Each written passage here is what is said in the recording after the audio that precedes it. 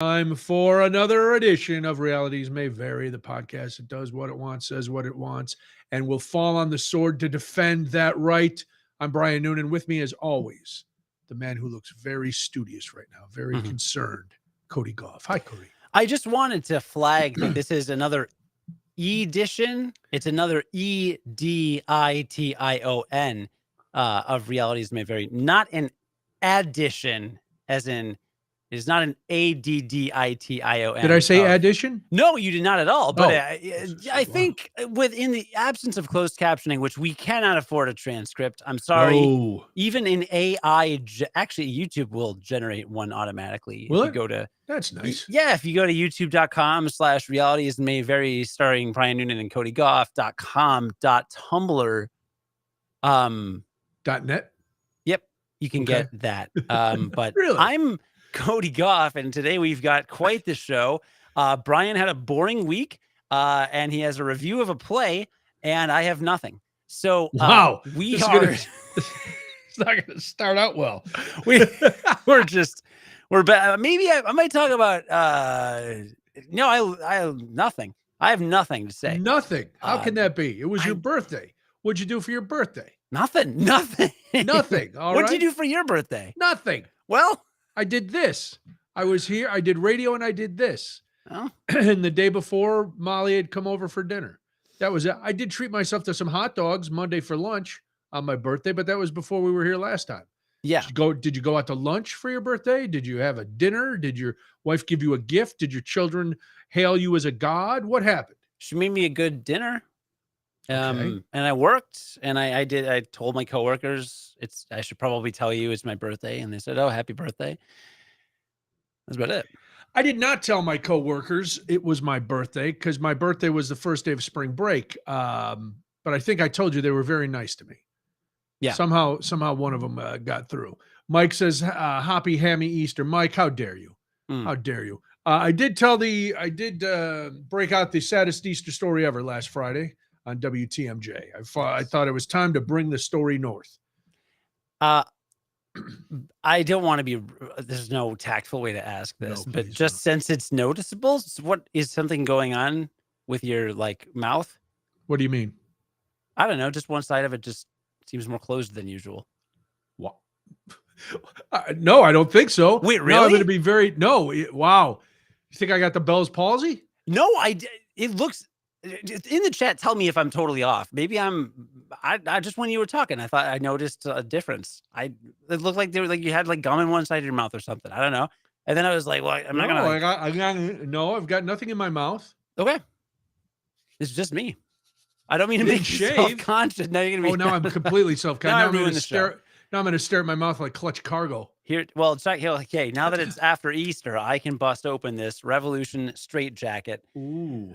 Because I gave up alcohol. Well, supposedly I gave up alcohol for Lent, but I mean, I went to a wedding in Mexico, and then I went to a bachelor party.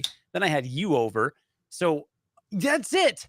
You're flipped left to right. Thank you, Mike. You're flipped. What do you mean? I see Captain America over your left shoulder. Usually I see it over your right shoulder. No. And I read Brian. This is Captain. This is. No.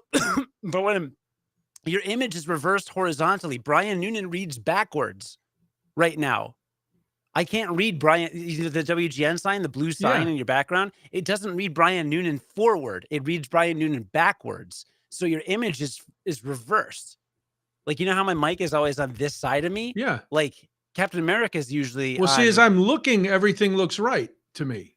Yeah, you're just in mirror mode. I don't know why. It's probably a setting in the thing. I mean, there's nothing wrong with your camera, obviously. I've never changed it. Yeah, I don't know what's going on. But that is the difference. Good eye. There, is that better? Yeah, you're flipped. There you go. Now you're good. All right. I don't know what the hell's going on. Brian Noonan is in mirror mode. All right. Everybody's a tech genius. Am I revert? I gotta put up. Oh, wait. I guess I could hold this up again. Oh, anyway. So I've been drinking. No, now I see. You guys are right. But I haven't drank on weekdays on the podcast. And that's true. I will. This is definitely a winter beer, but between all the Bourbon County Stouts and all the Deepwood beers this winter, Straight Jacket was my go-to.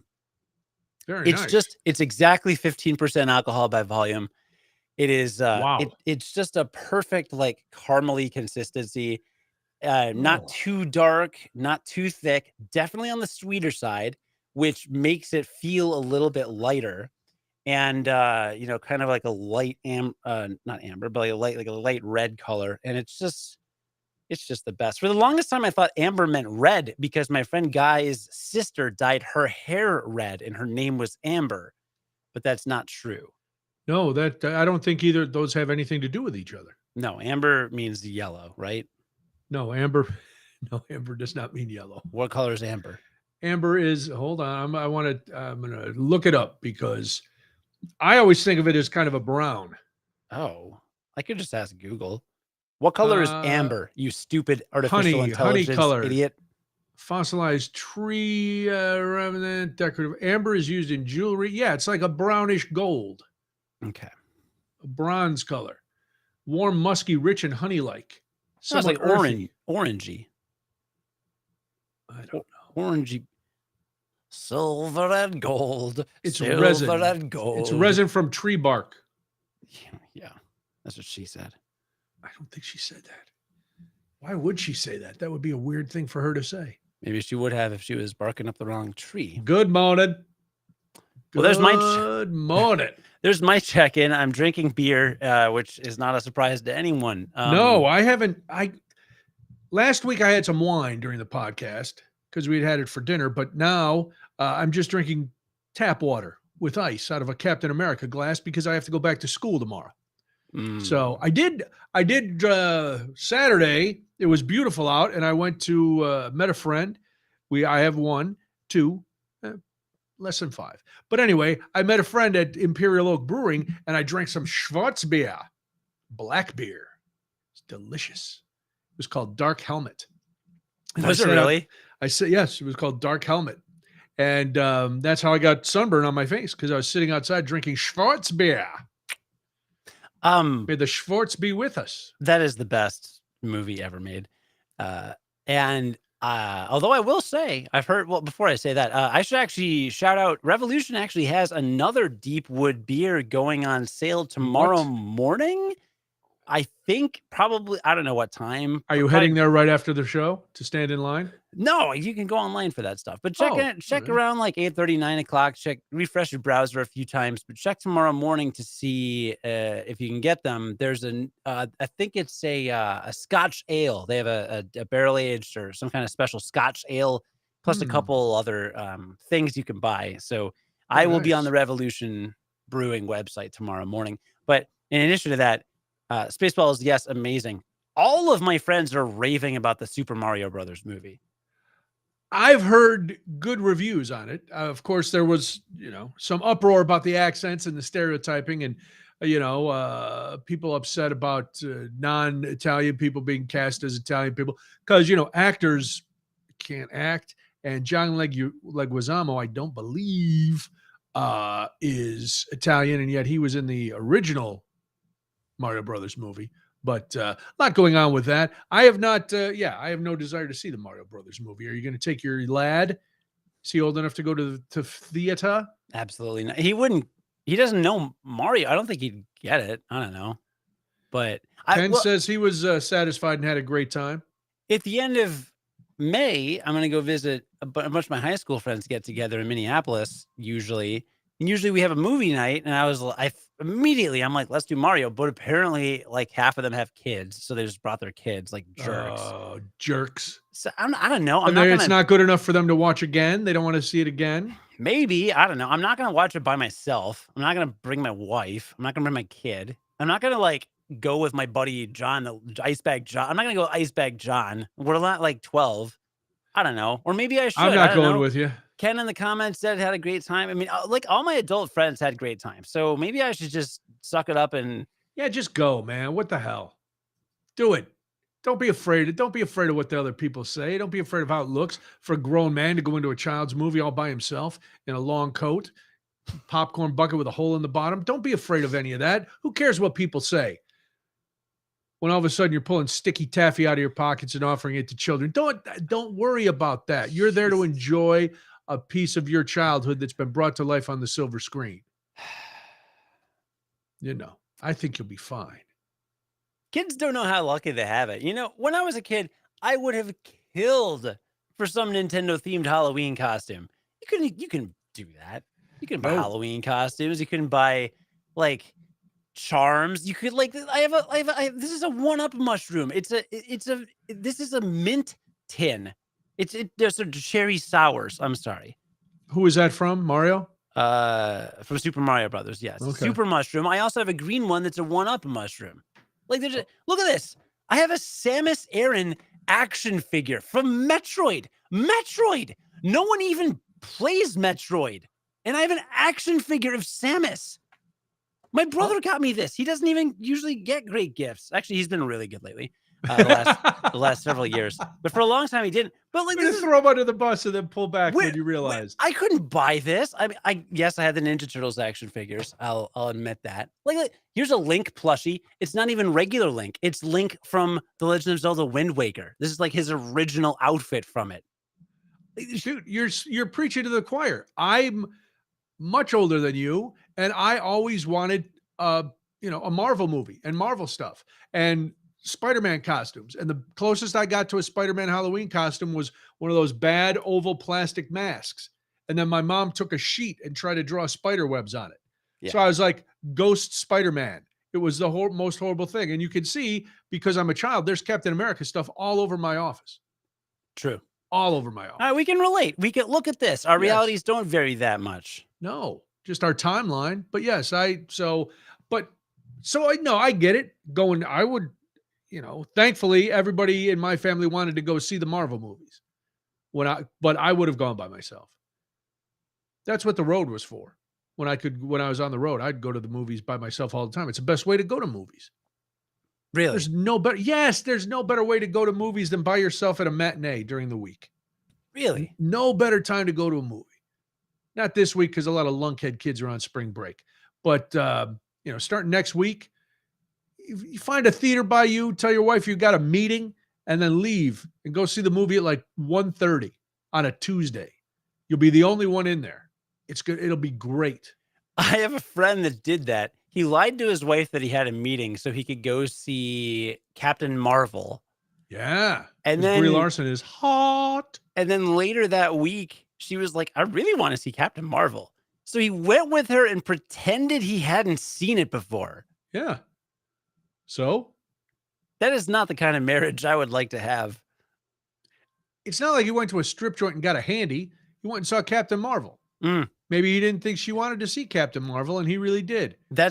Sometimes you just got to go to a movie. That's my topic. We're going to talk about strip joints. And handies? No, just strip joints. Oh, okay. Have you ever gotten a strip joint handy?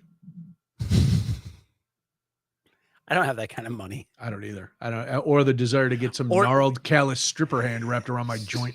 Oh my God. They probably have. You think they're calloused from the pole? The poles get greased up. They're callous. They're callous from picking up money, and callous just from smoking and crawling on the ground and. All right, I've been whatever it is that exotic dancers do. No hate for exotic dancers. Before we start, before this turns into a moped thing, I love me some exotic dancers. All right, I've been going to the gym for 7 months lifting, and I barely have calluses. I don't think you develop calluses from money.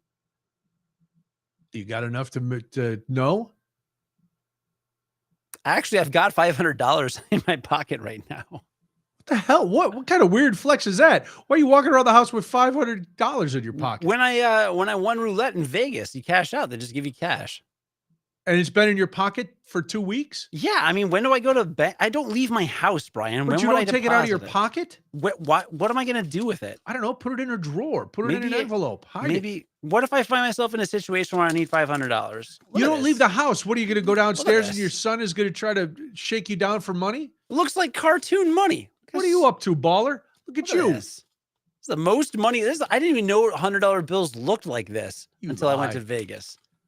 Look at that. But you're just walking around. See, that would have been squirreled away in an envelope somewhere in a drawer where I knew where it was. That's that's either Christmas money or escape money or hush money.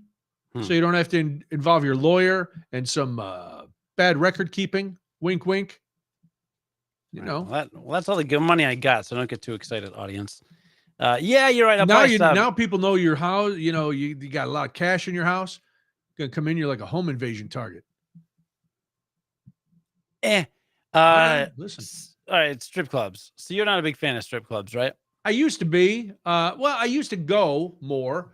I don't know if I was ever really a fan because I'm cheap, and the drinks were really expensive, and the dances were expensive. If you got a dance, which I didn't because they were expensive. But I've been to my share around I've been to nice ones. I've been to really scary ones. I was at one where it was just like a speakeasy out of a movie where you knocked on the door and they looked through a peephole and let you in because it was in such a bad area that they weren't just letting people wander in. Okay. So I've been, if you got questions, I've been to a few. I know what's happening. This is a great topic then. Okay, great. All right. So I know someone who will remain nameless who's never been to one and just, I think naturally. Roger. Yeah. Roger. Sure. That'd be so funny. Oh man. But this is a curious person. So it's a woman, attractive young lady who is who is curious, right? And like, who wouldn't be, right? Is it your wife? Are you going to take your wife to a strip joint and buy her a lap dance? I am not going to broadcast the identity of this person. All right. But your wife. It is a lovely, or Roger. It is a lovely young lady or man who's never been, right? And I've been to like two. My RA in college took me and all of our whole floor to one. And it was in Iowa. It was weird. It was fine, but it's weird, right? It's surreal. You walk in and there's like naked people and you're like, I've never seen this live, like publicly. And then I know I went to one very drunk after a wedding and my friend accidentally spent $3,000 on his credit card. I remember you telling me that story. That was horrifying. With one stripper, yes, who kept telling him that asking if he wanted her to do increasingly explicit things and he would say yes, she'd charge the card and then not do them. So he stormed over to our table and we're all sitting there like, where did our friend go? He storms over to our table and he just starts yelling drunkenly. So I thought we were going to get beat up by the bouncer. We had to drag his drunk butt back to the hotel. It was insane. $3,000. $3,000. Yeah. So that was and the best part was that we were younger and I think his mom worked at the bank where he was banking. And I think she got some kind of notification and was like, why did several $1,000s get charged to your card? I don't know how I get out of that one. Wow. Yeah. And then there was one other time, I think I went briefly as part of a bachelor party or something. But anyway, cursory experience. And I don't know how you act, what to do. All right, so we identified one downtown that there's several downtown, right? Downtown Chicago? No, don't do that. Go ahead. The downtown ones, paying a lot for a little. Now, when we say downtown, do you mean just in the city anywhere? Yeah, you got to go out a little bit. Okay. All right. Where's a good place in the state line area? I see. That's the thing. I never went to them around here because that's not what I do at home. It was when I was on the road doing stand-up, and we went, that was just a thing that a lot of bored dudes on the road, you'd go to a strip joint because you could always get in free because you go, the comic at the Chuckle Hut. And they'd go, oh, really? And you'd go, yeah. And then you'd get in free. And sometimes the ladies would come to a show at the Chuckle Hut and then go, oh, I'm dancing down at the Boobatorium. You should come down there. And I go, oh, really? At the Boobatorium? I've heard that's a really good spot. And then, you talk to the other comics and, you go down and I think back now, I go, what are the comics? Go, who cares? But in smaller towns, I go, oh, wow, you're Mr. Showbiz coming on in. And then there's a girl who saw your show and suddenly you're a big shot. And it's like, oh, yeah, now I'm the king of the Boobatorium. But they still would make you pay for stuff, So is it like, because someone recently described it. So this person, this anonymous person wants to go to a place. I don't, I know there's a couple in the suburbs, but like I said, I haven't been to any of them, so I So don't know. what if one of them serves food? Well, Is that I, I can't picture this. So paint the picture for me. well, Craig would know. Our good friend Craig Collins, who lives in Peoria, his radio station is right. Not that he's been there, but his radio station is right next to Big Al's. Is it really? And Big Al's, maybe it's a half block away. The building that the radio station is in, Craig is on afternoons on WMBD, in case he's listening. I haven't talked to Craig in a while.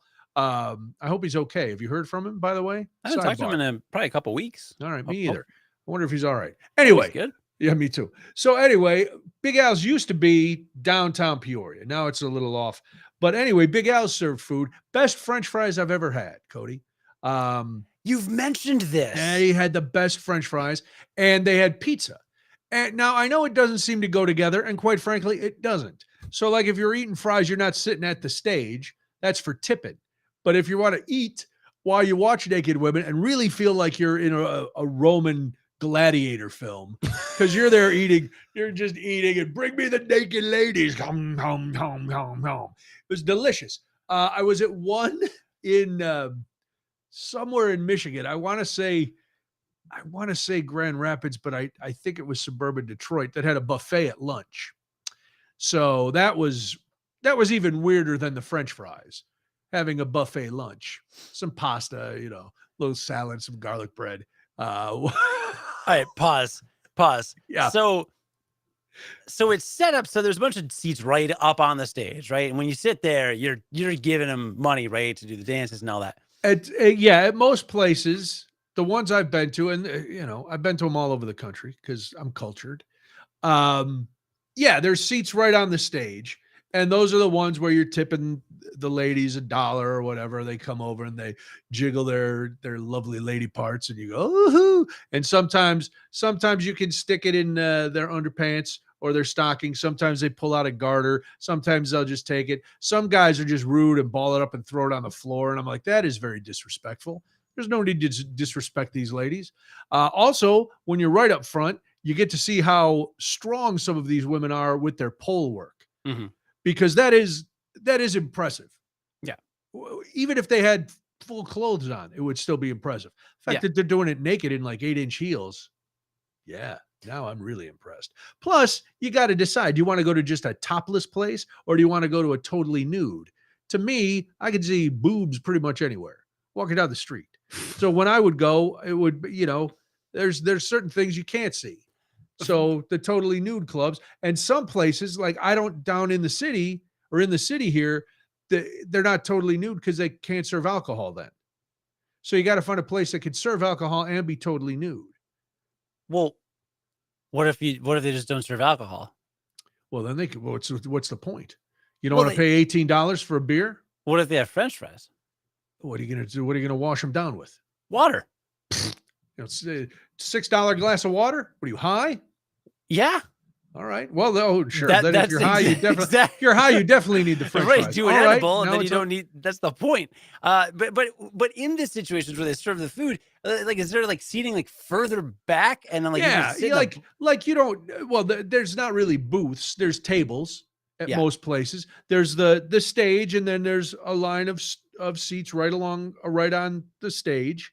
The stage is elevated, so you're sitting there, and the rail is maybe, I don't know, depending on how tall you are, gut to chest high. Sure. And there's the stage. And then there's tables back there for just, when you've had enough and you need a break. When you're done tipping, you just want to sit and kind of look. And then sometimes the ladies will walk up to you at the tables and they'll try to sweet talk you and, offer you a lap dance or a visit to the champagne room. And as Chris Rock once said, there's no sex in the champagne room, Cody. You don't, I've never tried, but Chris Rock said it and I believe it. This is my big question. Yeah. They don't really like you. No, the answer is no. I know they don't really like you. All right. So they will still bother you while you're eating. Like if you got a slice of pizza in your hand. First of all, you're focused on like having a 3-course meal there. This is like bar food, a snack. It's not like you're going to a steakhouse and the waitress is going to stand on the table and drop trow over your Caesar salad. You're going to be, you're there, you're enjoying the view. There's some ambiance. Maybe you have a basket of fries on the table. They're there to make money. So they'll walk by and go, would you like a dance? And maybe they'll touch your shoulder and you'll get all squirrely. And then $10,000 later, your son's not going to college. But that's fun, right? That's a good time. That's how people socialize nowadays. So, yes, they will bother you. Someone described it to me as being in a strip club. It's like you're constantly being approached by panhandlers. They're just hot and naked. That's pretty good. Yeah. Yeah. So I don't like here's the thing. That was the nice part about being the comic. If the ladies from the Boobatorium had come to your show at the Chuckle Hut, because then they didn't treat you as much like a mark. Like they would come by your because there was a thing at Big Al's back in the day where they all came out trying to get as many dances as possible. And a couple times the girls would come over by our table and they go, we're just going to stand here and talk to you guys because we don't want to do this. And we know you're cool. And we were cool. We had boners just like everybody else, but but we weren't hitting on them or trying. So they would hang out because we had a little cachet, but yeah, it's so what do you got a budget for something like this? I mean, like, you're not going to go up on the, some girl's not going to come over and you're like, here's $1. Like, what does that even mean? Oh yeah, dollar is fine up at the stage, but you maybe you want to make it rain. You're a baller. You got 500 in your pocket. Break that down into singles. You can make it rain. Woo! Maybe there's a girl you like. You throw 20 singles up in the air. Go on. I want to do that. So a girl comes. You don't want to do that. So you got a half a slice of pizza in your hand, and you just shove the pepperoni in your face, and you're like, "Rah, rah, rah," and then a chick comes and starts rubbing your shoulders and goes like, "Hey, hot stuff, like, you want some action?" Then what is the deal? If you're curious, first of all, they're not going to ask you if you want some action. I don't know what kind of clubs you're going to. Maybe the clubs you're going to are going to offer action. And then things will not be, I don't know, is up and up. But they'll say, do you want to dance? And I don't know what a dance costs. I see sometimes there's a billboard for polecats on 294 that I pass every time I'm coming home from my mom's. And they run some special with dances, like $10 dance. So you get a song for $10. Now you got to almost sit on your hands and stuff, but that's, I don't know. Here's the thing. If you're taking a young lady, she's going to be like bees to honey. They're going to be like bees to honey to her because they love it when the ladies come in. Oh, man. You're going to be sitting there like, Johnny Kuckenstein and this young lady, it's going to be cray all up in there. They in love what it. way? They'll, her dance might be a song and a half, or her one song may be much more intimate than your song would be, because a lot of the ladies in that business don't really care for dudes too much. Mm-hmm. So you get your young lady there, whoever this young lady is, and Mamacita. It's actions on. So she'd be expected though to be acting the same way as a male patron, still paying for the. No, she'd be, she'd still have to pay for the dances and stuff. Yeah. Mm-hmm, mm-hmm, mm. But like, you can figure she'd get a little more for the dollar than you would. You'll get nothing for the dollar. I got other than a nice dip and a good view. All right. She might get, who knows? There might be somebody placing her dollars somewhere else. All right. So let's say there's like a $30 cover. I just made that up. I just assume there's high covers places. 20. All right, here, $10 Tuesdays at Polecats. I just pulled that up for you. That's $10 dances. Power Hour is Monday to Friday, 7 to 8. That's $2 you call it. So they got Retro Wednesdays with a DJ, Flashback Fridays, half price. Then they have the fight on Saturday, Davis Garcia fight. And then they got the UFC on. Okay, let's talk about that. What happens when the UFC is on?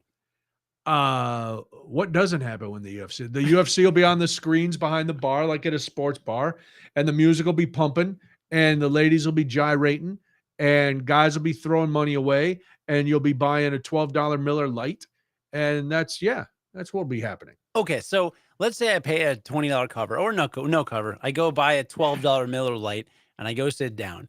If I turn down every woman that comes to the table, am I going to get kicked out of the club, or is the bouncer going to come beat me up? No. If you're buying a drink, if you buy a drink and you're sitting there, you paid your cover, you don't have to get, you never have to even go sit by the stage. You could be creepy and just sit at a table, with your menu on your lap. I don't know what you're up to, but if that's your game, or you could dabble. You could just, after a while, the word's out that you're a guy who doesn't want to dance, so they'll stop bothering you. Really? Yeah, because they're gonna, somebody will think, well, I can get him to get a dance, and you'll just go, no, thanks, and that's all you have to say. No, thanks. They're not gonna argue with you. If you make some big scene, no, you hideous whore, I would never. Why would I let you touch my?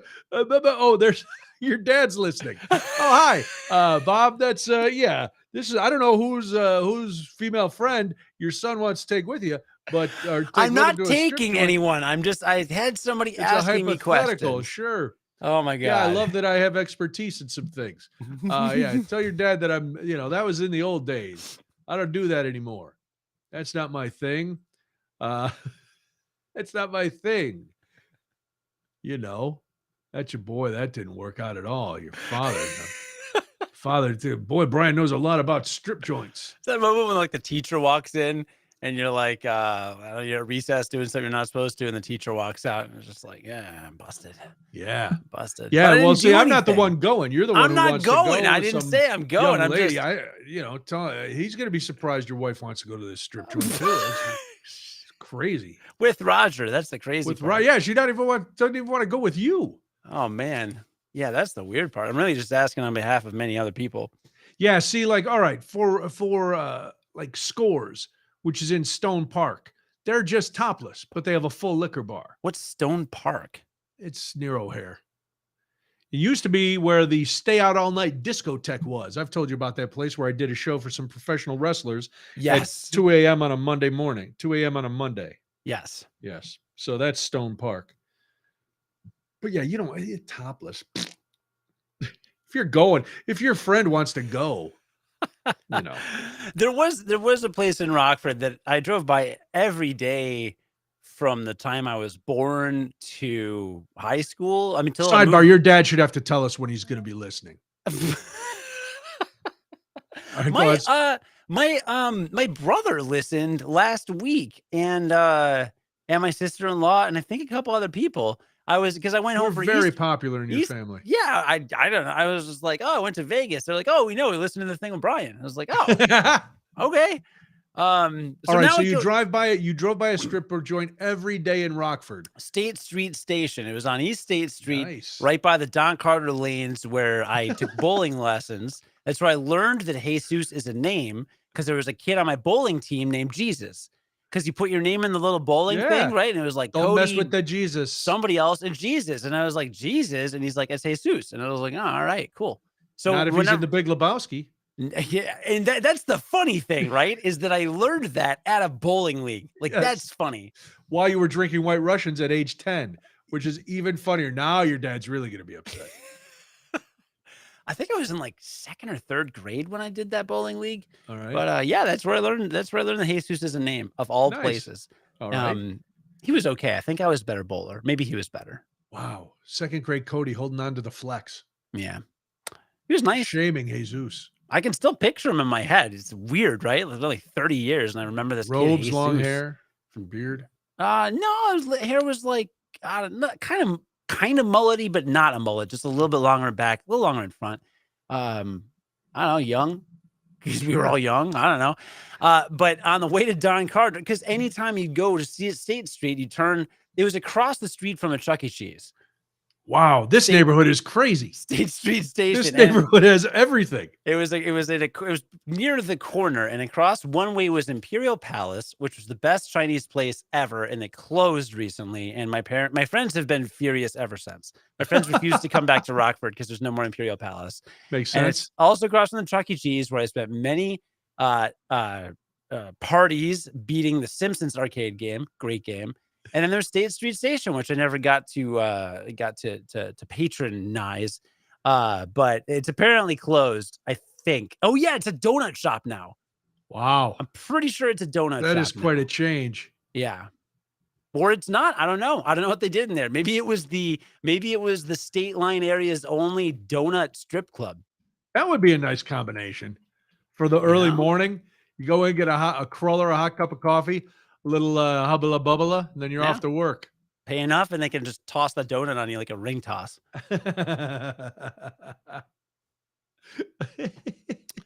But all right. Well, thank you for this wisdom on. Yeah, I wish I could. Wish there was more I could tell you. You told me everything there is to know. I'm curious. Like it's an environment. It is a unique environment, and like no one tells you the rules, right? You don't like walk in and they're like, all right, here's the rules. You just walk in and get approached by a bunch of women that want money from you. It's like, what are you supposed to do with that? Usually give it to them. So yeah, it's not as complicated as you're making it out to be. It's a bar with naked women. What do you do when you go into a bar? You walk up to the bar, you buy a drink. This one, and the nice thing is you can sit back and watch and get the lay of the land. Maybe you find one young entertainer that you're prone to, and then you'd walk up to the stage when she takes the stage. When Coco hits the stage, that's when you go up with your your stack of ones.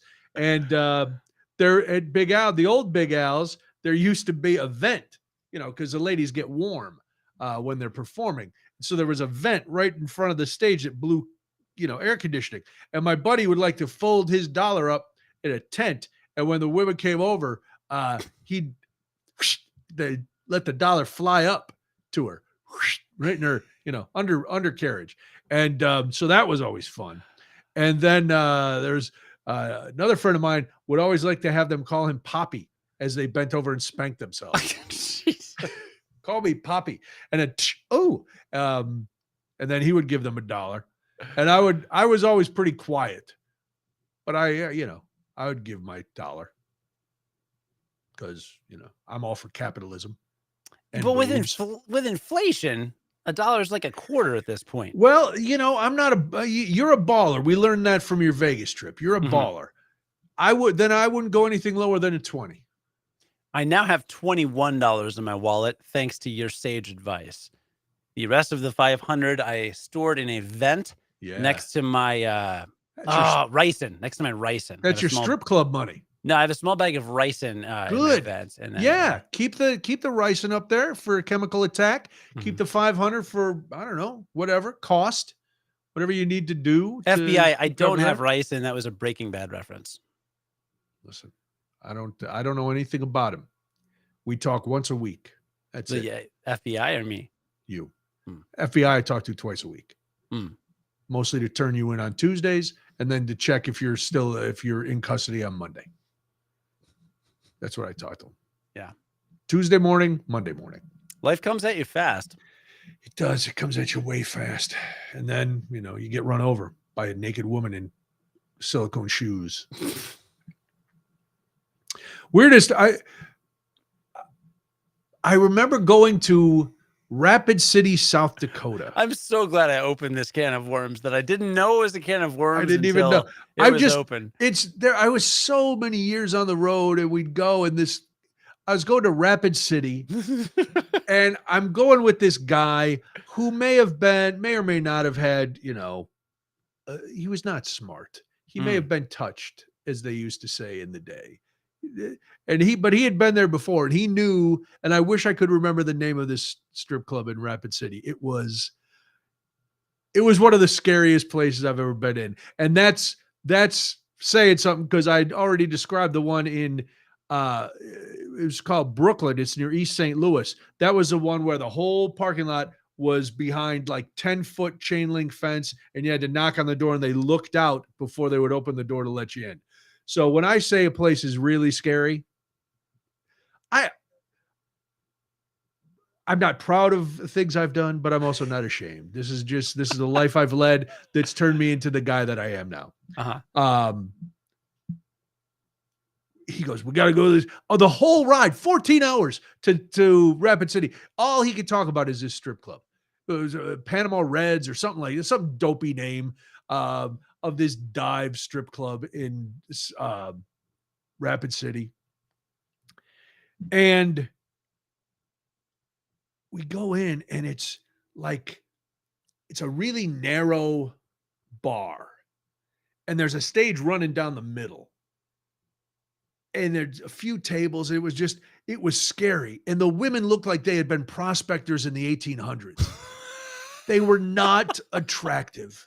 And the clientele looked like they had been turned down by prospector women in the 1940s or 1840s. It was rough.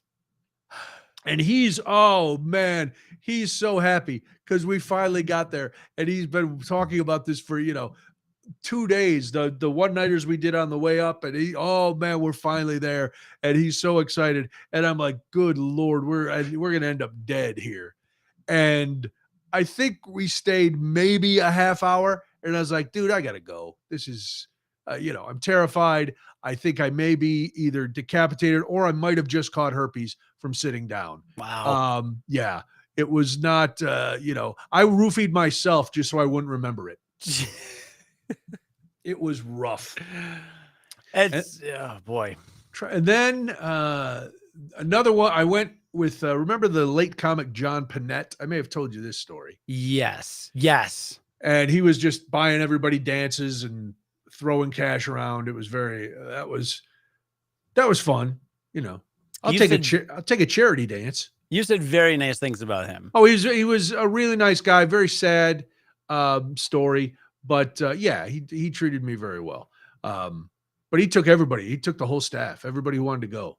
Man, the waitresses, everybody. It's funny about South Dakota. Literally earlier today, I don't know how. Oh, okay. So my wife got these placemats for our table that are like cartoon placemats, and they're like educational. One is letter, one's the alphabet, one's numbers. One is U.S. presidents. Really? Through current. So it's got like Trump and Biden on the bottom corner. And I'm like, I don't really want to have, breakfast and look at I was going to say, do you want to eat and see Trump?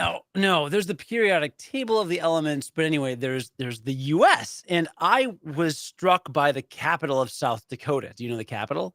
I want to say Rapid City, but it's not. It is Pierre. It's Pierre. Who knew that? I just did. I knew you would. I'm good with geography. I know all the capitals, or thought I did, but I apparently did not know Pierre, South Dakota. Yeah, see? Very weird. So anyway, so I'm looking at it, and then I made some remark because I went to a wedding in North Dakota in 2008, and we stopped various times, gas stations, got some food, went to the wedding. Spent a day and a half, 2 days in North Dakota. And every single person I saw was obese. Everyone. Wow. Everyone. And I'm like, I am not even a little bit exaggerating. So I said something to my wife along the lines of like, Pierre, South Dakota. And I said something about like, did you know North Dakota is probably the most obese state? She's like, no, I don't know about that. It's probably a southern state. And I was like, it is. I think it's Alabama or Mississippi. I don't remember, but she did Google it. But anyway, South Dakota was in the top 5, I believe, not North Dakota, which surprised me. So anyway, that's my South Dakota story. There was really no point to that, but it was weird that we had an extended conversation about South Dakota earlier today and at breakfast. And now you're talking about a strip club in South Dakota. So it all comes full circle. Listen, I there's not too many states that I visited that I did not see a strip joint. That's incredible. It's not. It's very sad, actually, but it's not. No, my other. What's my other? I've told this a million times on this show, various times. But in Iowa, they would always advertise on the radio, Big Earl's Gold Mine, but they would say Big Girl's Gold Mine. So I thought they were saying Big Girl's Gold Mine every time. Yeah. And I worked at the radio. I worked at Des Moines Radio Group. And you didn't get free tickets to Big Girls? I never went to Big Girl. I went to one club in Des Moines. Again, that was when my RA was a lesbian who was very open about stuff and really wanted to take the whole floor to a strip club in an unsanctioned like program event. So like 20 of us went. And like I said, I walked in, I was like, this is very weird. And it was a cool setup though. It was like a stadium seating kind of situation. Oh, wow. Big place. I don't think I had any money to spend, but we chilled there for a little bit. I don't remember anything about it other than the physical. It was, like I said, big and open and kind of like tiered, seating up like 2 or 3 levels. And yeah, it's kind of a neat building anyway, out there in Des Moines or West Des Moines somewhere. I don't think we went to Big Earl's. I think it was somewhere else. But Big Earl's. This was 20 years ago at this point. Yeah, basically. Now it's not so big. It's just regular Earl's. Mm-hmm.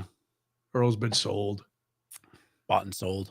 Yeah. So all right. Well, if you have any more questions, I guess I'm the guy to ask. But I don't go. There's some guys I knew who went all the time. They loved it. And it got to a point where I was like, for a couple minutes it was fun. And then it was not. It was just like, because the more the more you learn about things, it's kind of depressing. Mm-hmm. And again, that's not a judgment on the women who work there. Because, they're good looking women and they're doing what they got to do, whatever. And but sometimes they're making bank. Oh, they're making a lot of, depending on the place, like in Vegas, forget about it. Oh man. Those ladies in Vegas, cha-chang. I've been to 2 Vegas bachelor parties. Okay. The recent one, no strip clubs involved. The first one I went to, there was a big group, and there were the high school childhood friends that I was part of, and there was a handful of college friends. Just like 2 big social groups kind of merged. Well, the nerdy dorks like me, we all just hung out and drank and were losers. But the college friends all went to a strip club apparently, and I guess one of them went home with a stripper.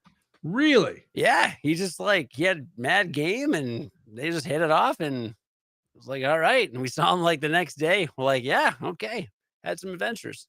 Yeah, I know one comic who had a relationship for a little while with a stripper who was at Peoria, but then went on to become a porn star, like world-renowned porn star. Wow. Do you know which one? I can't remember right now. I know the comic, but I can't remember. Him I remember. The woman, I can't remember her name. Then I was with... was it Sasha Grey? No, it was not Dakota Sasha. Sky? No. This is an Kimmy older, Granger? think older porn star. Pamela Anderson? No. Pamela Lee Anderson? No, she was an actress. She was not Pamela Anderson Lee. That was it. No, that Mila wasn't Kunis. it. No, these are all actresses. Mila Jovovich. No, none of these are adult actresses. Angelina Jolie. She may be, but she's not it. Chris Hemsworth. It was Thor. He took Ragnarok right in his patootie. Mjolnir is the name of it. Yeah, whatever. He was in Ragnarok getting Ragnaroked. No, it was no. And then I was working with a guy who had been on a soap opera. We were working in St. Louis, and we went over to across the river back into Sauget, which is a little district in right near East St. Louis, where the bars are open 24/7, including PT's world famous show club. PT's had 2 locations, Collinsville and Sauget, and I think that night we may have gone to the Collinsville location. Smaller, more intimate, but still seedy as hell, and I loved it. Mm-hmm. But the women there were, talented ladies. Mm-hmm. He bought a woman out of the rest of her shift and left with her. How do you do that? I don't know if he had to go to the manager, if he had to tell her, if she said, I usually make this much, I can leave, but it's going to cost you this much. And he paid it. But whatever it was, we left, and she went home with him back to the hotel. Yeah. If it bleeds, it leads. That's not the right. Wow. That saying did not work with that at all. An apple a day keeps the doctor away. No, you got to lick it before you stick it. No, none of those work. I don't. Whap whap, hot girl summer. I don't know. I don't know. What's Are I'm we gonna not let being? I'm gonna let you stay in this hole by yourself. For a minute. I couldn't think of any other idioms. I have 2 pens. Look at this. I'm over prepared. I have my pen in my pocket and then a pen on the desk.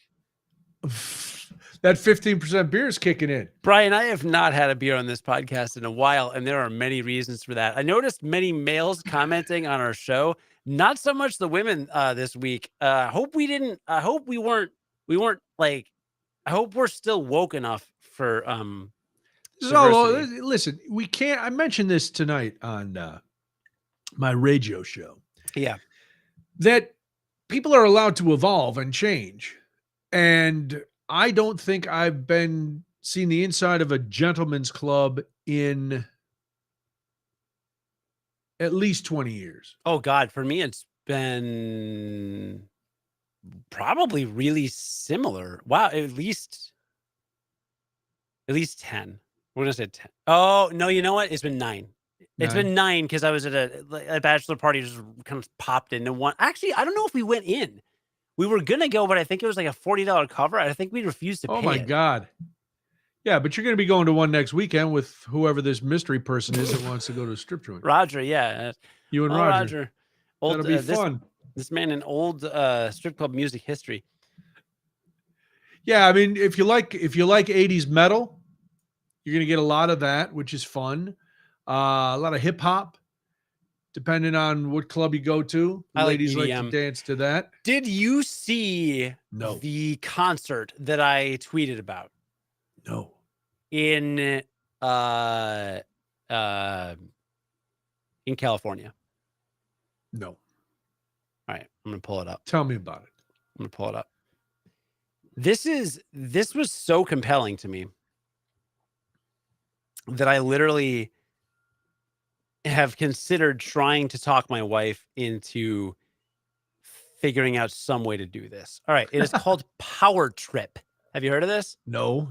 It is October 6th, 7th, and 8th this year. October 6th through 8th in Indio, California. Okay. Do you know where that is? Yep, out near Palm Springs. It's about 2 hours east of Los Angeles. Correct. And kind of desert, middle of nowhere. Correct. Near Palm Springs. Yeah. Okay, but it's a big concert venue, I guess. Yeah. Okay. All right, Power Trip. Check this lineup out. All right. Sure. Friday night. Iron Maiden and Guns N' Roses. Ooh. Saturday night. You told me about this, I think. Saturday night, Ozzy Osbourne and AC/DC. Whoa. Sunday night, Metallica and Tool. You did tell me about this when I was at your house. That is a sick lineup. Wow. That is a ridiculous night number lineup. 2 would be my favorite. Dude, same, right? Ozzy, AC/DC. Yeah. I could actually skip GNR because I've seen him enough times. I don't know that they've gotten better since that time I saw him at Soldier Field. I could actually, I'm not going to see him at Wrigley. They're coming to Wrigley in August, and I didn't even buy tickets. Wow. Because I want my memory of GNR to be their amazing shows. Okay. And Wrigley was probably my least favorite show because there's no pyrotechnics. Oh. They can't do any. I don't think they can do pyro, or they just, I don't know. There's either a rule. They lost their lighter. I don't know what happened, but I'm not going to go if there's no pyro. So I'm skipping GNR when they come to Chicago. But I've never seen AC/DC. I've never seen Ozzy Osbourne. Ozzy's, I mean, I would say he's only has so many shows left, but I'm surprised he can stand up. He's not. I mean, that show he's probably doing because it's 2 hours from his house. Yeah. You know, they can fly him in and fly him back out because I think he's done touring. Mm-hmm. So, yeah, it's. Yeah. You know. Yeah. I mean, Tool is really tempting because I was like, not underwhelmed, but I was just like whelmed by Metallica's show at Lollapalooza. Okay. Plus, they're actually coming back to Chicago next winter, like 2024. So whatever. Tool would be cool, but like I'm not. I know like 3 other songs, but dude, no, a night 2. So right now they're only selling wristbands for like the whole weekend, $600. which seems like a lot, but that's $100 per act. Yeah, that's not bad. Right? I would take that. So if they offer single day, I don't know, man. My brother-in-law lives in LA. I really like, I'm gonna talk to my wife and just be like, should we just like go visit your brother and then just like, And then leave the kids. you Tell them, know, hey, look over there. Is that a tortoise? And then leave. put the kids to bed and then just drive 2 hours to the middle of the desert and see AC/DC and Ozzy Osbourne, or maybe I just do it myself and everybody else just hangs out. I don't Yeah, know. that'd be nice. Yeah, really nice for everybody. I don't know. Yeah. I don't know how much fun that would be. But yeah, that sounds like a good time. I mean, literally they have like the crazy packages where you get like a spa hotel room or Nice. whatever for all 3 nights and admission and VIP tickets. And it's like, it starts at like $5,500 for a 2. You are a baller. Do it. No. Dude, if we didn't have 2 little kids and have to worry about babysitting and stuff, and I could just like get us like, and I had been employed the last 5 months, I would literally do it. I would literally do it. Like drop $5,500 for that. Like, let's go. Let's make it a crazy weekend. But we have kids. I'm in a different part of my life. It's fine. Boy, you don't sound resentful of your children at all. I love my kids. My kids I are know awesome. you do. I'm just saying, for this lineup, the value's there. I'm just saying it's worth it. That's all I'm saying. Is like, would I spend $5,500 if I still had all my savings? Yeah. Wow. I didn't have to burn through like whatever, like $8,000 or whatever when I was, fun employed for 5 months. Fun employed. Yeah. I went in my I started my new job 2 weeks ago. I went in my direct deposit and it's just like, how much goes into checking? How much goes into saving? And I'm like, well, a hell of a lot goes into saving. Yeah, because that was depleted, my friend. Like 20% of my paycheck or something. I'm just like, yeah, we're just gonna put that away. I'll just kind of like coast through the summer. Not a whole lot of expenses. I think we'll be good. Yeah. Jesus, good luck. No, it's there's things like that yeah, it sounds like fun. I wonder though, like, is Brian Jones still with AC/DC? Because didn't he go deaf? Oh, I don't know. Yeah, and Angus just had a birthday, and he looks like about 112. Yeah, but so does no, I'm not saying that. I'm just, you hope with something like this, it's like, oh man, you just hope they make it. Ozzy got diagnosed with a bunch of stuff like 2 years ago. So, any of those guys, and that's not wishing ill on them. It's just, you're like, will they make it? Will they make it? But that's what makes it more compelling. Because I'm like, when else am I ever going to see Ozzy Osbourne? Like this could be the last one. It's like when we saw Paul McCartney, right? Like I flew my wife to Boston to see Paul McCartney because he's 80. It was his 80th birthday that week. Yeah. Maybe Ozzy's just going to do a show like in LA and you could zip out there. That would be an easy sell to see the brother-in-law and, get a babysitter for the night and go to the, I don't know, Hollywood Bowl, Staples Center, wherever he's going to play. The Fabulous Forum in Inglewood, California. That's fair. I don't know AC/DC's touring schedule. I've never seen them come around here. I haven't. I think the last time they were here, they played Wrigley. I've never seen them, and I've wanted to, but I'm not going to Wrigley for a concert anymore. Why not? I've been to a couple there. I didn't enjoy it. I don't think the sound is great. I didn't, it's just the whole thing. Getting in, getting out. It was not for me. Oh, dude, when we went to GNR during the pandemic, this was like 2021, we got in easy peasy. We literally we didn't even I thought we'd have to do the vaccine card thing and like all this stuff. We literally just walked in. It was totally seamless. Yeah, so but now it's just with the people and the whole thing. Parking and traffic blows and you can't. Yeah, you can't park. And then you take the red line. And the last 2 times I've gone, I've almost gotten in a fight at the station trying to get it back to the red line because people are idiots. Yeah. And so, I don't want to go out. I'm not going to a concert. What am I, 16? Headbanger? Trying to get, score some attention from a lady? Not me, buddy. I'm done. That's it. I'm out. Well, color me gone. Speaking of shows, you actually went to a show, so we should transit. We got a lot of mileage out of me not having anything to talk about. Yeah, really. For somebody who didn't have anything to talk about, we're an hour in, and once you open the Pandora's box, no pun intended, of strip joints, that just took over. and then your pipe dream of going to Indio, California, and your father popping in. So, and we've driven away all the ladies. So, they'll come back. You'll come back to us, won't you, ladies? Sure you will. Next week, we'll talk about male strip clubs. No, we won't. The Sugar Shack used to be, actually, Scores in Stone Park used to be the Sugar Shack back in the day. And that was for ladies. Yeah, it was like a low-rent Chippendales. Like the Thunder from Down Under. See, I would be interested in talking to a lady that had the version of your experience with like male strip clubs. Like I'd be curious, right? Like, what is that like? Is it like male naked panhandlers? Can I tell you that I ran Spotlight for a male strip show once? Did I ever tell you that story? No. All right. Why? Why did you do that? I was bouncing at this nightclub, and I actually have a scar. I had a scar for a long time on my hand from a burn. So I'm working, and they decide on an off night, like a Tuesday or a Wednesday, that they're going to bring in this male strip show to the disco that I worked at. And so they hired, we were on the schedule to do security, be bouncers. And they're like, we need somebody to help us run the spotlight.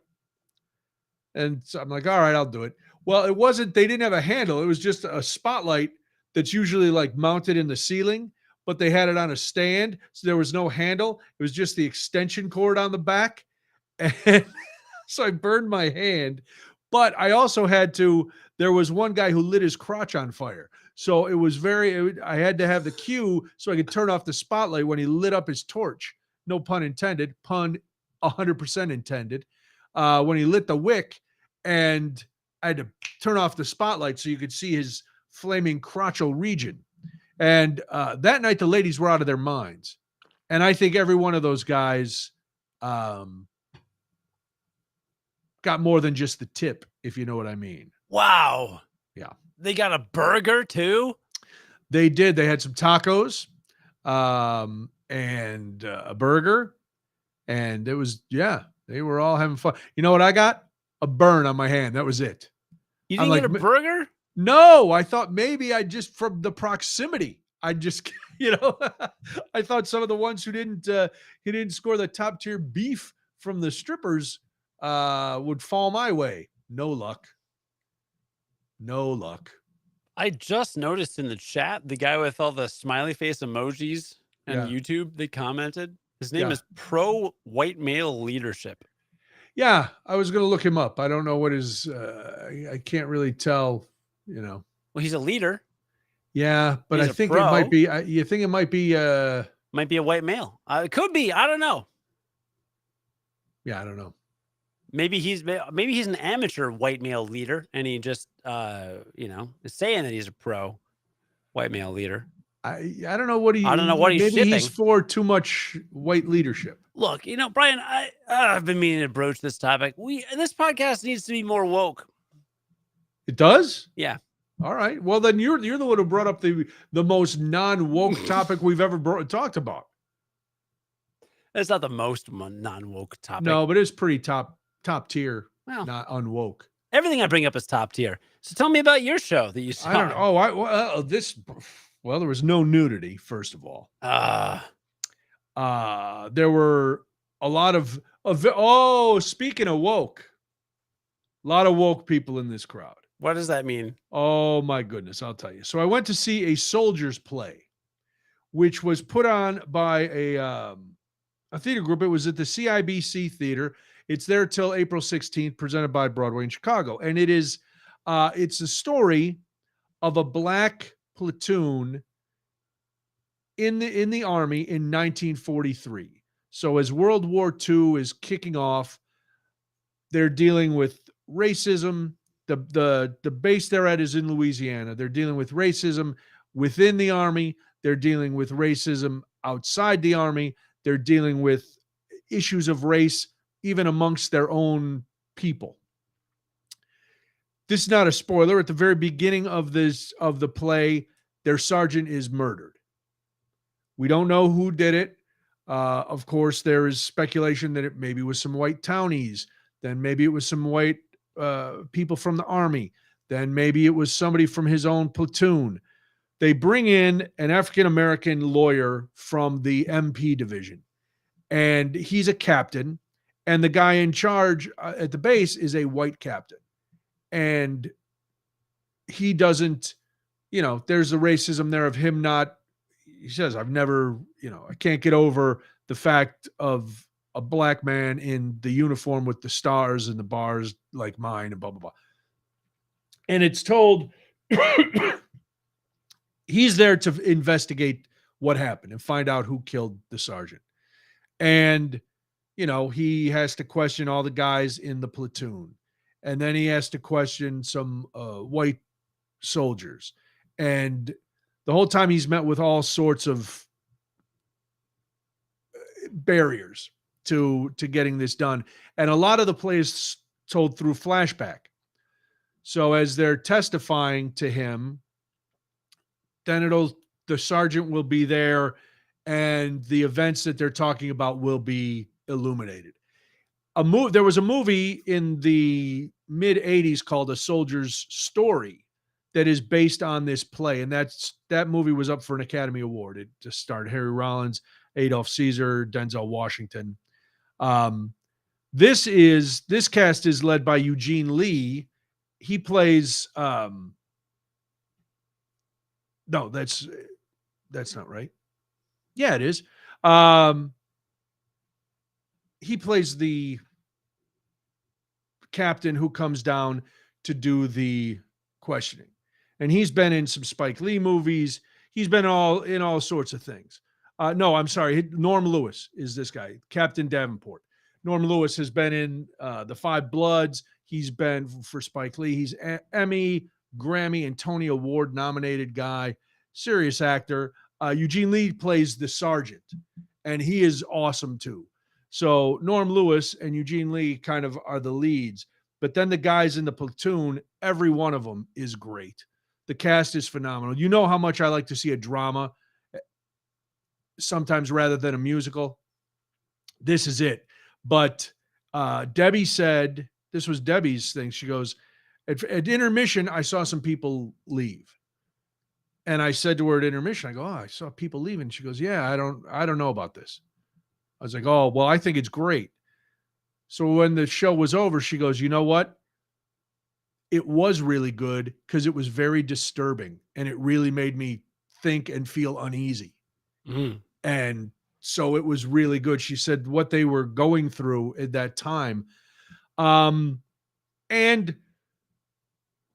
so the performances are great. The CIBC Theater is the smallest of the Broadway and Chicago theaters, not counting the Broadway Playhouse. So it filled it there. Norm Lewis's voice, I could listen to him talk forever. He's just got this baritone voice. And at one point, there were a couple little spirituals that got sung a cappella in the show.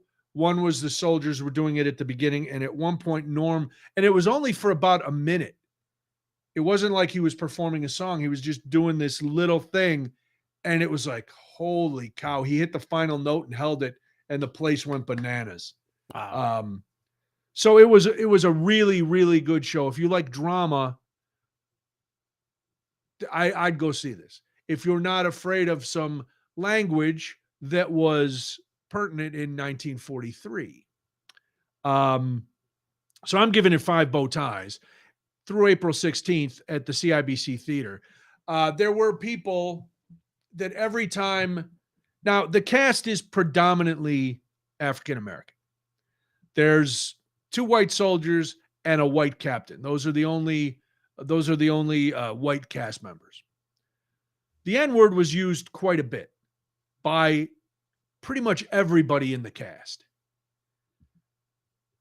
And every time it was uttered, there were some people a couple rows behind us that would go, and it's like, okay, I get it. Yes, you're enlightened. They said a bad word. But you know what? Put it in the context of the art. Take your fist off your pearls and shut the hell up.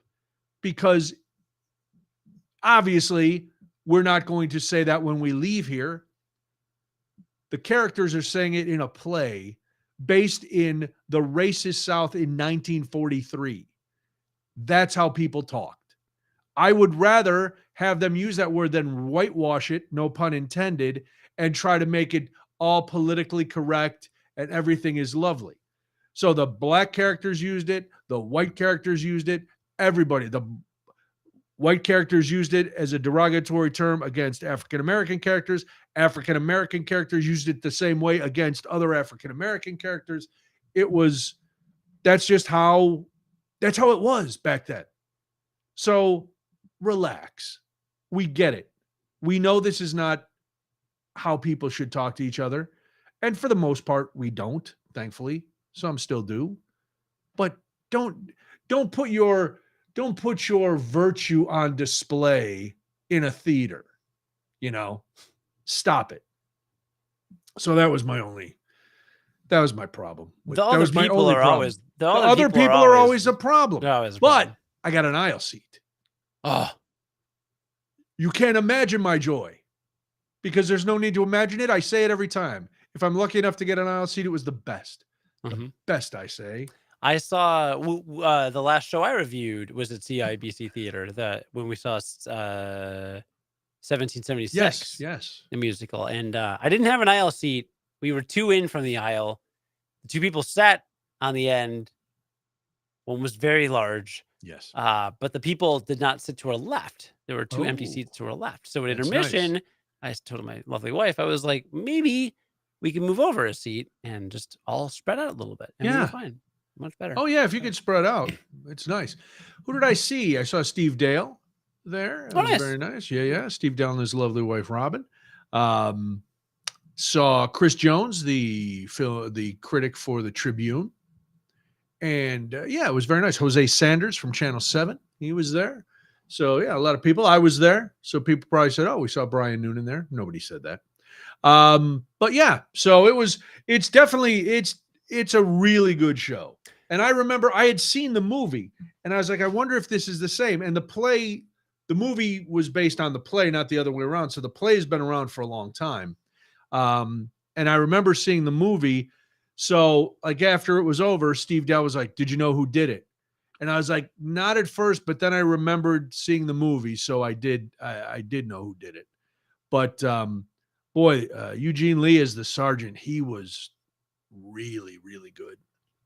And so was Norm Lewis. Has CIBC been doing so? You and I both went to Broadway and Chicago shows during our last radio run together for years, like probably 2, 3, 4 years, maybe.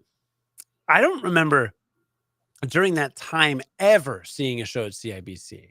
That's because Hamilton was running there forever. That's why. Okay. Because I was trying to figure out, I'm like, haven't they been doing more shows? Like, why is it suddenly popping up on the radar? Yeah, because Hamilton was there for years. Got it. Okay. So that was Hamilton's house, the house that Hamilton built. And and now everything comes there. There's stuff. Most of the shows are there very short times. I'll have another review next week. We're going to see a show Wednesday. What's it called? Jagged Little Pill. Ooh. Yeah, it's based on the, I don't know how. It's based on the Alanis Morissette album. I was going to say the Alanis Morissette song? There's a song, right? It's the name of the album that put her over the top, with Ironic and all that on it. And so it's a musical based on that. I don't know. I'll tell you next week. For you. Another person like me, and I look in the mirror. All I know is I wonder, go down you in a theater. Yeah. And I swear, you remind me of the best that you bring away. You there to remind me. You wanna know. Marta asked who the playwright is. It's Charles Fuller is the playwright for A Soldier's Play. Is that a playwright we'd recognize? Or I don't know. No. I unfortunately do not know his name, but I know he wrote a hell of a play. Yeah. So it's very cool. It's very cool. You Ought to Know is a great song. Yeah, that whole album. So I don't know. I don't know what to expect. It's gonna be awesome. I bet it'll be awesome. I mean, the music will be good. I'm sure there'll be a lot of high energy dancing with young people. There'll be some story of a 20-something girl or woman having issues So I don't know, but I'll let you know next week. Yeah. So yeah, but then there's nothing for a while. I'm It's glad like you. I'm glad you let me know because I don't know. you Dun, ought to know. dun, dun, dun. You definitely ought to know. Yeah. What else you got? You got anything else? Want to No, talk that was about it. snuff films next? What do you like to bring up the hot topics? I do. No, maybe next week if I finish it. So I listened to the first 3 episodes of a podcast miniseries called The Witch Hunt of J.K. Rowling. Oh, It's released by some free press organization, freedom of speech, free speech, super free speech. They run like this 3-minute ad about the importance of free speech at the I start of the like free episodes. speech It's for the it's most in part. it's interesting. I think people will be really surprised. So it's about J.K. Rowling in 2020-ish tweeted some nuanced opinions about trans uh, not like trans people, but trans identity or something like that. I don't even know what exactly she said. I know there was a big uproar and There then was a big kerfuffle, she got as the kids like to canceled, say. and then people are like, she shouldn't be canceled. There's this whole thing, and Harry Potter fans with Harry Potter tattoos or tattooing over them and swearing it off and burning, literally burning their books and all Yeah. this stuff and all this stuff. So there's big backlash or whatever. So so the documentary, the first episode is basically who is J.K. Rowling? Where'd she come from? What's her story? How did the Harry Potter books get written? I didn't realize this. She had moved to Portugal and dated some guy for a bit and got knocked up by him. Oh. Had a miscarriage, but decided to boy. marry him anyway. Immediately got pregnant and had a baby, and it turns out he was horrifically abusive, horrifically beat her up, crazy stuff. And she escaped with her daughter at one point and ended up living in Scotland with her sister on welfare for I think a couple of years. Yeah. And that's when the Harry Potter books came out. She was literally a welfare person. She just was, she had nothing. She had nothing. And then these, the books, she got rejected by more than a dozen publishers, finally got one publisher to publish 500 copies. So they start to pick up. Then there's 30,000 copies. Then there's 1 million copies. And then all of a sudden, right, she becomes who everybody. she is. Right. And the guy that she had left or divorced and stuff, broke into her house, when she could finally afford a house and stuff like that. So crazy, just abuse. She has a dark past, which I think is in interesting context because it informs the Harry Potter books, right? Right. Because there's some dark stuff in there, right? Harry's parents are dead. Yeah.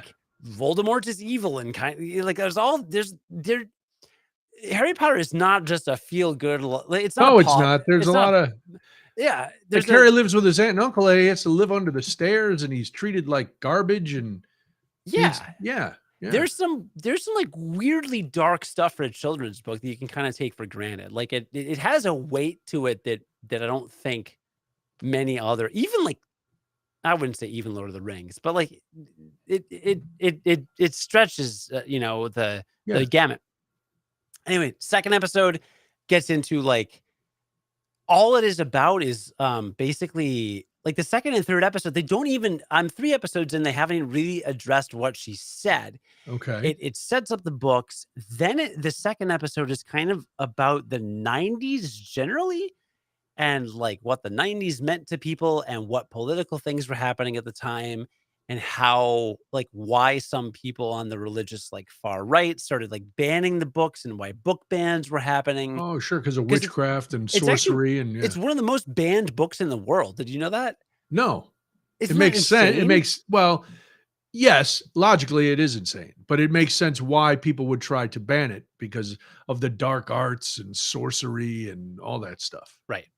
And then the third episode is just about internet culture in the early to mid 2000s and how Tumblr and 4chan kind of shaped online narratives and how online discourse started to kind of shape and morph and how it kind of spawned some of the discourse we have today. Okay. So that was also kind of interesting. But again, none of it is really tackled it or even addressed remotely any of the actual stuff that she said. So it's a lot of history and biography And she's interviewed, like the journalist sits down with her, like J.K. Rowling is speaking throughout this.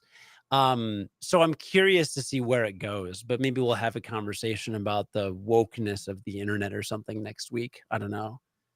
Okay. Yeah, I'm I, good I with wokeness in the internet and the cancel culture. yeah, my sense is that I'm not good with it, but I'm good talking about it. Yeah, my sense is that it's taking a sympathetic look at Rowling as a person, as a human, as a human who is flawed, which Right. is not a thing we're allowed to be in today's society No. anymore.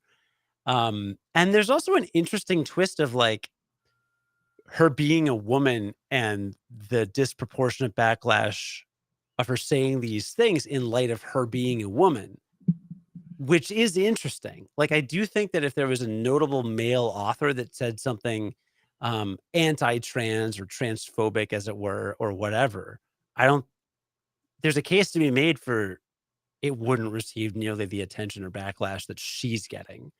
JK, interestingly, her middle name's not K. Is it kidding? It's not. No, they made up the pseudonym J.K. Rowling because it's hard to get young boys to read books, Like particularly S.E. by Hinton, who wrote The Outsiders and Rumblefish, is a woman. who? Really? S.E. Hinton, did you ever read The Outsiders? I did not. Oh, really? Mm-mm. Oh my God. All right. Well, yes, she wrote The Outsiders, Rumblefish, and there's a third one, and I can't remember it now. But yes, the author is a woman, but they put S.E. Hinton because the books were about boys, and they didn't think boys would read them with a female author. Right. So Yeah. that's where J.K. Rowling came from. She was, whatever it was, whatever. I don't even remember her first name. I think it's Joanne or Joe or something. But they made that up because they didn't think, maybe, little boys would read a girl's book. So yeah, it's there's it's well, listen, it sounds like it's going to be a very special episode. Maybe Realities may vary. If I finish it, I'll be honest, as a guy that works in podcasting, I don't listen to a lot of podcasts in my day to day because of my lack of commute and lack of time because I have kids. Right. So the reason I listened to it was because we arrived in Rockford on Saturday night to spend the night for Easter, and everything was lovely. How was the house? The house itself structurally is generally fine. It's the entire yard that's a little rough. I mean, there's 4 tons of lumber back there that needs to be cleaned up. Okay. But we got out of the car and my wife said, "Where's the diaper bag that I asked you to pack?" Oh, no. And I said, "Oh, I saw you with another bag that was next to the diaper bag, so I assumed you got it." So on Saturday night, I got to drive back home because it also contained all of the Easter outfits that my wife had painstakingly ordered and planned for weeks. And I immediately said, I will drive back. I screwed this up. You have put so much time and effort and love and energy and care into this Easter and making it super special and making our kids super cute. I suck. I will just drive back and get it. So anyway, I drove back to Lombard, grabbed the bag, drove back. It was like 2.5 hours. Hit up a strip joint. Hit up a couple of strip joints. Like I was more than willing to do. Like, I made a stupid mistake and I had to drive for a couple hours. Yeah, honestly, I really enjoyed the podcast on the way there and back. Like I was like I didn't care, like nice. I could have been hanging out with my parents, but like I got plenty of parents' time. We were there for 2 days. You know? So you'll see them. Yeah, you'll see them again. All right. Well, that's cool. Good. So if I do another stupid thing, maybe I'll end up with more car time. But I'm gonna try and finish this one. It was interesting. Yeah, do something stupid. So you got to be in the car. I'm always willing to do something stupid, Brian. Oh, I got my toilet fixed. There's an update from last week. Remember last week I was trying to fix the toilet? Yeah, with the thing. Did you screw it in? No, I got down on my back under the toilet the next day after I helped my mom, after I installed a wireless doorbell at my mom's house. Boy, I was Mr. Fix-It-All last week. Yeah. I sawed it off. Zoop. I had a little PVC saw that I did, and it fit right between. I had it loose enough where I could get it between the plastic nut and the bowl, and I sawed it off, took it out, boom, boom, boom, got it in. And I'm like, oh, it was kind of leaking. And I'm like, and I moved it around. And then I left a towel under it. And I went on about my business on Wednesday. I came back and I'm like, all right, I didn't see any drips. So I took the towels away and I let the floor dry. And now it's been a week, no leaks, no nothing, no running. The toilet works perfectly. Could not be happier. Nice. Yeah. Oh, man. So, I thought that would give me some man points. Doesn't really. She could use the bath. She used the bathroom. That makes her happy. So I guess I got some points because she's happy. It's the one in the basement. So, that way, whatever. But we got a toilet. I got it fixed. Got put in a wireless doorbell. Couldn't have been easier. I was handy as hell. Way to go. Yeah. So that's that. But so good. We're done. That's it. That's all. That's no more. No mas. This turned out for a man who had nothing to say. You drove the conversation tonight. Well, we got there. It's 10. We should wrap up. We do have to wrap up. I'm happy with this evening. Next week we'll be back at our same bat time, same bat channel. Yeah, and Riddler, and the Joker. For the foreseeable future, I don't have a lot of time off coming up.